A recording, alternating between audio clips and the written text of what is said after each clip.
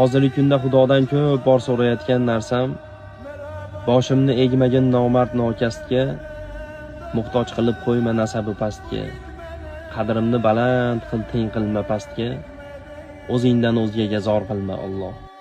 Allohni o'zi yaratgan, o'zi bir kun oladi. Bu dunyoda bir yaxshilik, bir yomonlik qoladi. Allohni o'zi yaratgan, o'zi bir kun oladi. Bu dunyoda bir yaxshilik, bir yomonlik qoladi. O'z nafsini o'ylagan, tuhmat bo'xton so'ylagan, tinch yashashga qo'ymagan, odamlardan bezganman.